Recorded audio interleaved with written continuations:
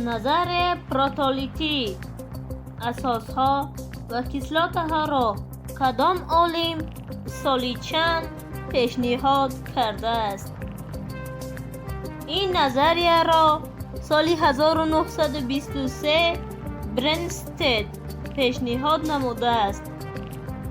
موافق این نظریه کسلاتها دو نوع‌هایی می باشند که می توانند هیدروژن را از خود دهند و اساسها اکسپتورهایی می باشند که هیدروژن را به خود قبول نمایند.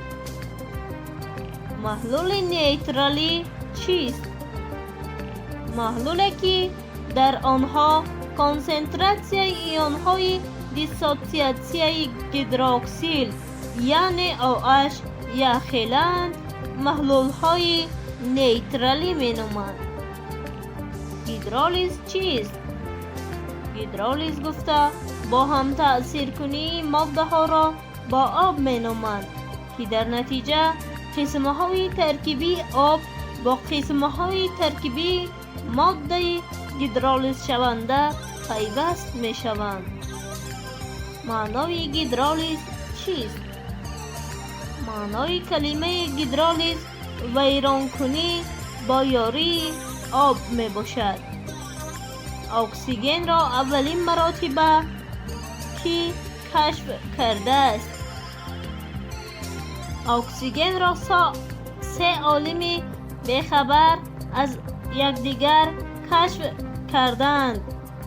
یکم پریستلی در وقت گرمکنی اکسید سیماب سال 1970 اکسیژن را کشف نموده است.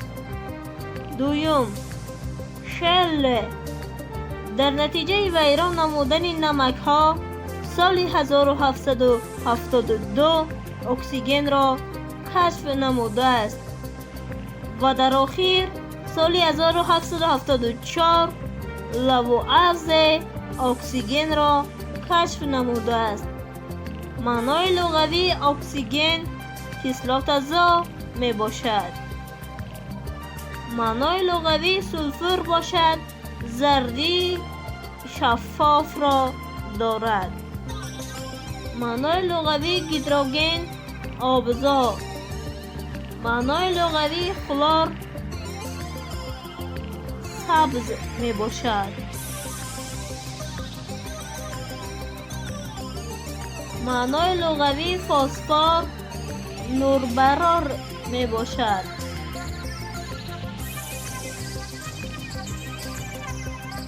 قانون یکم ترموشیمیا را شرح دهید. قانون یکم ترموشیمیا با نام لوازم لاپلاس معلوم است.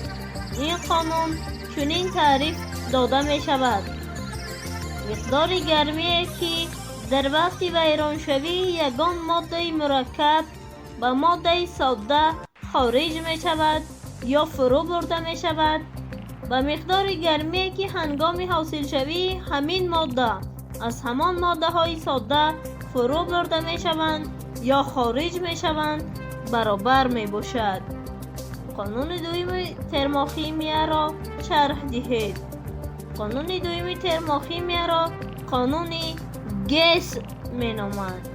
این قانون یک چند تعریف را دارا می باشد.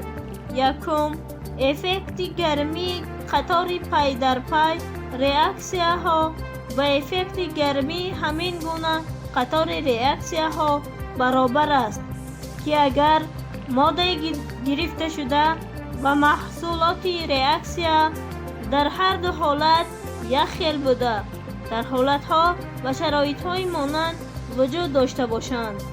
دوم افکت گرمی ریاکسیه راه های به عمل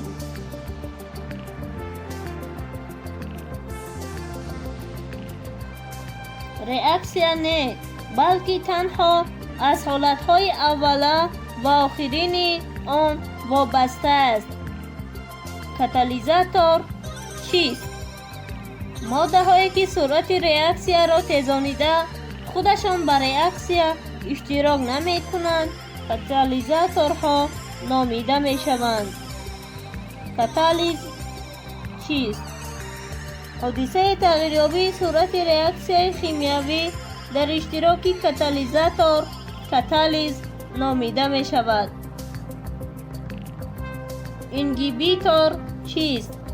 کاتالیزاتورهایی که صورت ریاکسیای خیمیایی را سست می کنند اینگیبیتور می نامند.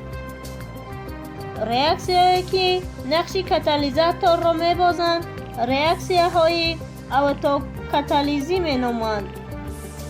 نظریه ادسوربسیونی کاتالیزی را شرح دهید.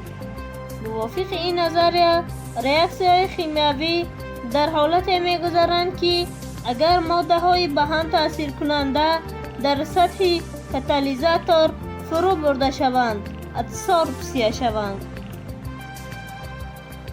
چگونه ماده ها را پروموتورها می نامند؟ ماده هایی که فعالیت کاتالیزاتورها را بلند می کنند پروموتورها می نامند. پروموتورها را اکتیویاتورها نیز می گویند. ماده هایی که فعالیت کاتالیزاتورها را پست می کنند اینگیبیتورها می نامند. اینگیبیتورها را به طور دیگر زهرها نیز می گویند.